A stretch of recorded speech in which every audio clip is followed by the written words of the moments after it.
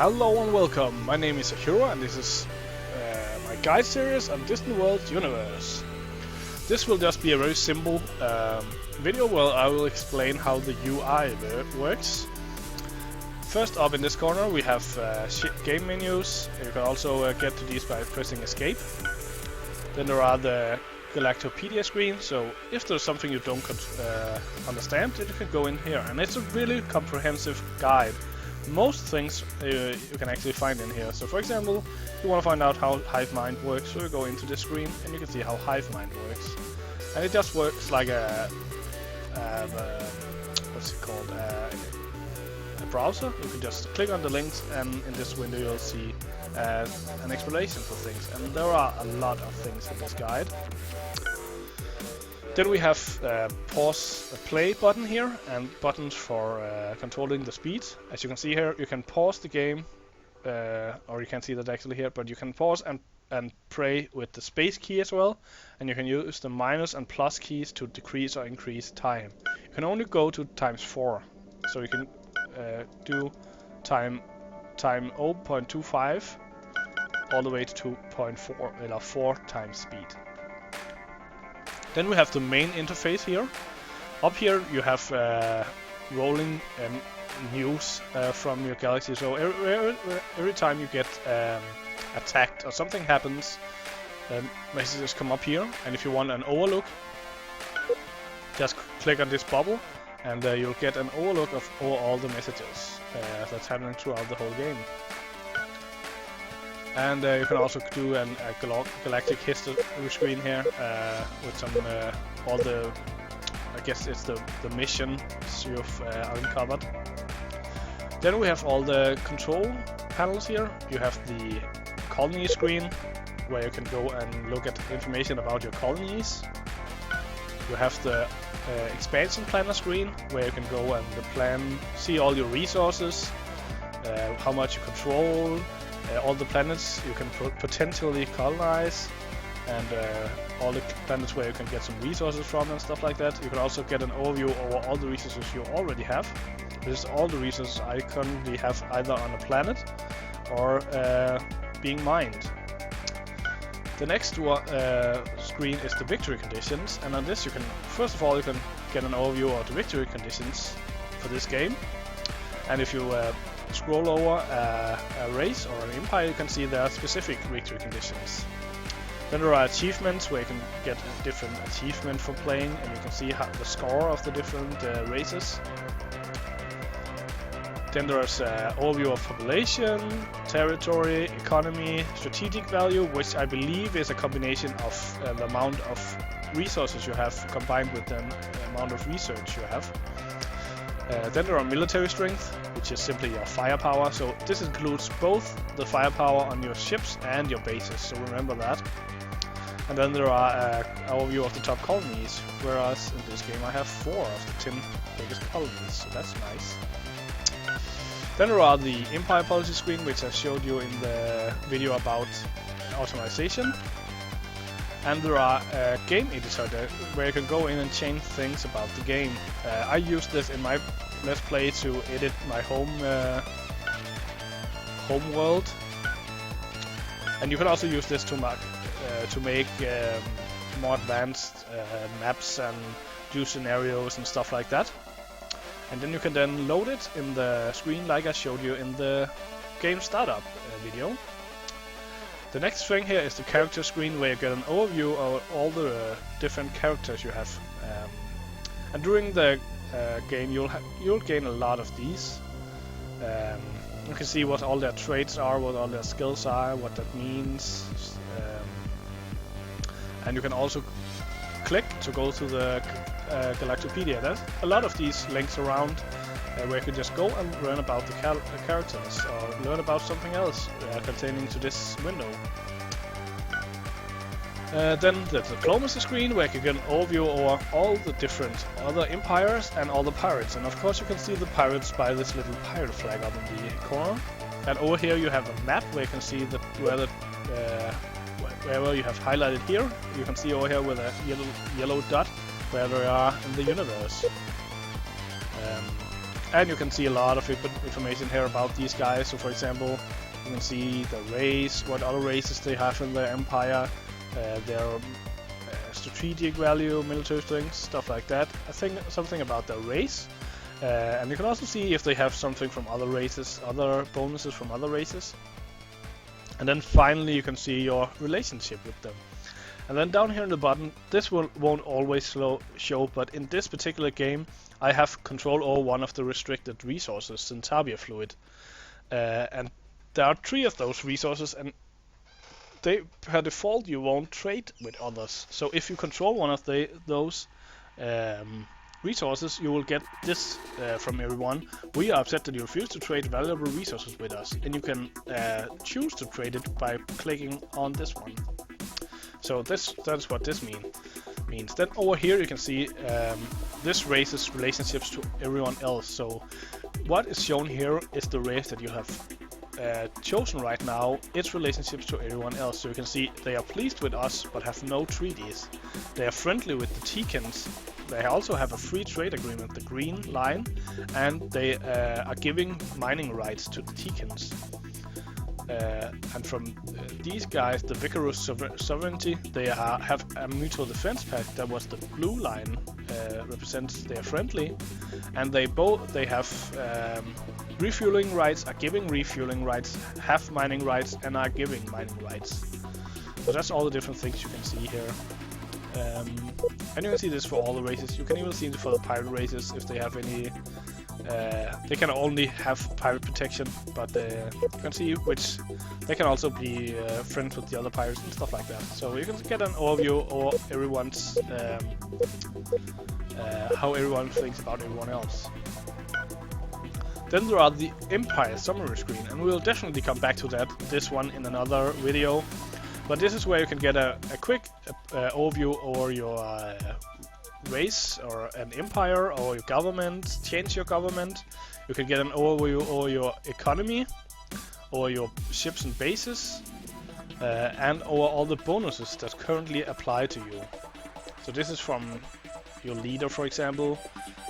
I have some tech research from the Russian technology installation. A wonder I've built. I got some bonuses from the different races I have on my planets. So get an overview over all the different bonuses you have here. Then there is the research screen where you can choose all your different research. We'll also come back to the research screen in another video, so I won't go too much into this. But again, you can see there's links all over the place with things about research. Then we have the design screen where you can go in and get an overview over the different ship designs you have. There are 2 drop-down menus here. The first one this filters the designs based on whether they are. This is just show the latest designs. This will show the latest designs that are actually buildable. So the latest designs that are not too big for you to build. Then this will show the latest, just all the designs you have that are non-obsolete. So if you, for example, want to design 2 different types of cruisers, then you will need to go to this screen to see both types, since only one of them can be the latest. Then there are the buildable non-obsolete designs. Again, it does the same as these 2, has the same relationship with these 2, but here you can see ships even if they are not the latest design, but still buildable. And of course you can also just see all designs.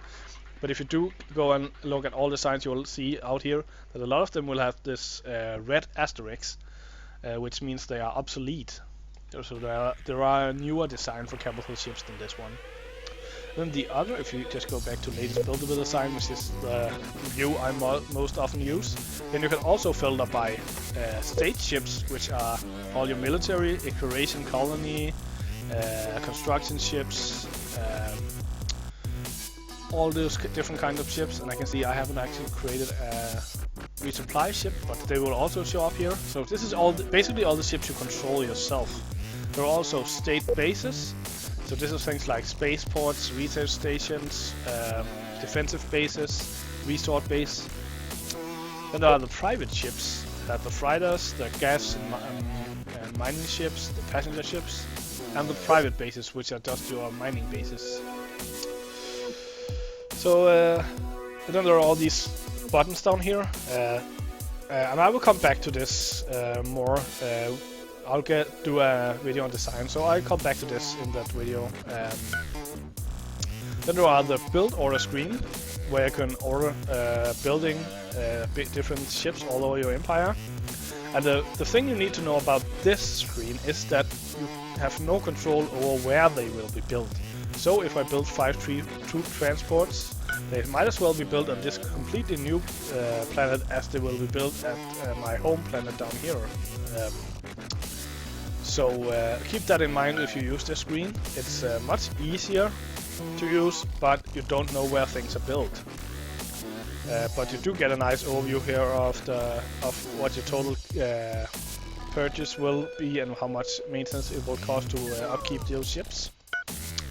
Then there are these two buttons open up the same thing, namely this screen, the construction yards and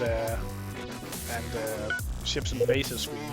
They're basically the same screen, except that well, they actually even open up to the same thing. But construction yard screen here will always open up to your construction yards, which will be all your spaceports and all your planets. But you can also use that to go and, for example, choose your military ships, and then it goes to ships and bases automatically. So these two goes to the same thing, but this one opens up on the construction yard screen, whereas this just opens up on this screen, which just happens to be all of my ships and bases. Then there are the fleet screen here, when you can get an overview of all your fleets, and you can give them orders to retrofit, repair, load troops. You can decide which type of troops they will load. You can set home colony and you can rename them. And then finally the troop screen, where you can see an overview over all your different troops. You can filter them by where they are. So for example, if I want to see the planets at Naxxel 12, I can do that. If I want to see the planets at Keltoros 1, I can do that. And I can also garrison, ungarrison, and disband troops, and I can go to the different troops. So go to this troop, for example. So this is all these buttons up here. The next thing is this menu over here, which are different lists. So we have a list of all your colonies, list over all your characters, list of all your spaceports, list of all your mining stations, list of all your construction ships, list of all your exploration ships, all the targets you have on enemies. And I think this will prioritize if you are at war to have them in the top, but I'm not totally sure. But usually there are a lot of pirate bases in here. Then there's an overview of all your fleets, overview of military ships, and I guess this is military ships not in fleets. Then there are potential colonies, and you can order these, so you show low quality or only high. If you want to show low quality colonies or want to hide them. Then there are pirate missions. So right now we have a smuggling mission for these pirates. And if I, for example, do a protection mission, that will also show up here, and you can get an overview over which pirate missions you currently have out. Then there are potential mining locations. As you can see, there are 2,503. So I really never use this. I always use the expansion planner for mining locations, but maybe early in the game you can use this when there aren't that extreme amount of stuff, and you can make these bigger or smaller. I like to have them small because I have a big screen. Then there are research locations, so different places where you can build research stations and get an advantage. You can see here, for example, this planet here will give me a 22% weapons research bonus, and we'll come more into that in the research video, what that exactly means. Then there are resort locations, so where you can build resort bases, and finally special locations that you will find through missions and stuff like that. Then we have this thing down here, the control screen. You can cycle through different things that you have selected here. So, for example, if I have selected this attack fleet, I click on something, I can just click back, and I will get the last thing I looked at. And you can enlarge this or make it smaller. Then you have all these different options. You can go to nearest available military ship.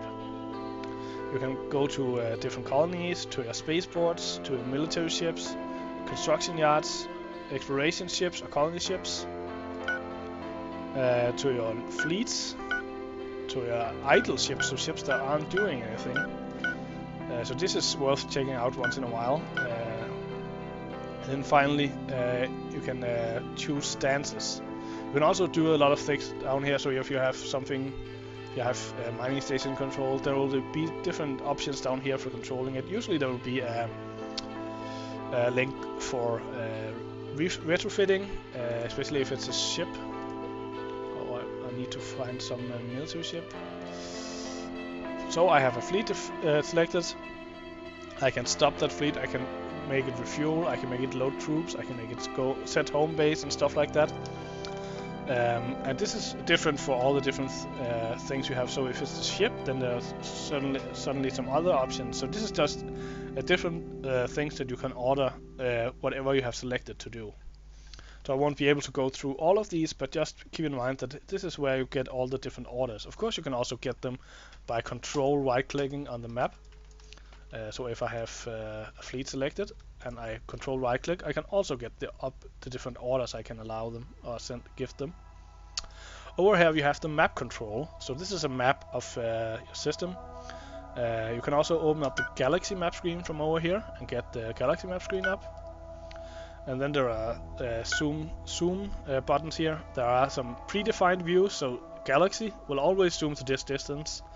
Sector will always zoom to this distance. So it's a little bit more than a section, but it kind of centers a section. Then there are systems. So if I choose the system and click system, maybe I want to choose someone that where I actually, and maybe I wanna do this, and I should, if I select this and click to yes, I will zoom in on whatever I have selected with these missions. So system is like this, and you can zoom in home to 100% and zoom to selected item. Oh, this is the one I was looking for. So if I'm looking here and I choose Lucas here and zoom to selected, I'll zoom to the star. And that's of course also zooming up in and out here. And you can of course, as you maybe know, use your scroll wheel to zoom. Then there are all these buttons up here, and they are different layers that you can put onto the map. So right now, if I just take them all off, and I will just make them one by one. First of all, there are civilian ships and bases, and you might want to hide those. I usually don't, but you can do that. So now I can't see civilian ships. But if I okay, I still see them, but well, anyways, I can turn that off and off. I can show fleet postures. So with this on, I will be able to see if I do this defense fleet here and I put it on instead of just system, I put it on nearby systems, then you'll see a little bubble here, and this inside this bubble is where they will attack. If I put it on sector, it will attack everything inside this bubble, and if I put it on anywhere, it will of course attack anywhere. And then there are vectors, and these are really nice. So I usually play with travel vectors for state ships on, which means that every time one of my state ships are going anywhere, there will be this vector showing where they're going. And if you're a mathematician, you'll probably say this isn't a vector, this is a line, because a vector only have would show the speed they have. But anyways, it shows what they call a vector, which is a line from where the ship are to where it's going. And you can have this for private ships as well, but they won't show up until you zoom in. So this is vectors for all my private ships. I don't like this. This is just a big mess. But you could maybe there's a situation where you need to just check out. Oh, okay, this is all private ships. I want to turn this off again. Then you can show potential colonies with There are already if there are a colony, you will have these dotted lines around, but you can make it a bit easier for yourself to see by doing this. You can do the same for science locations, for research locations. Then you can show if you want to see long-range scanners, and now I have it on. I can see this white area around this star base that I have, which are have a long-range scanner on it. And then finally I can turn off and on imply influence. So now these bubbles represent the out to which point I can I have influence. And the side switch of these systems will become my territory. So all the systems inside my influence area can become my territory. So I believe that was everything about the UI, and it turned out to not be as short a video as I had hoped. But anyway, I hope it's useful, and to see you next time. Bye bye.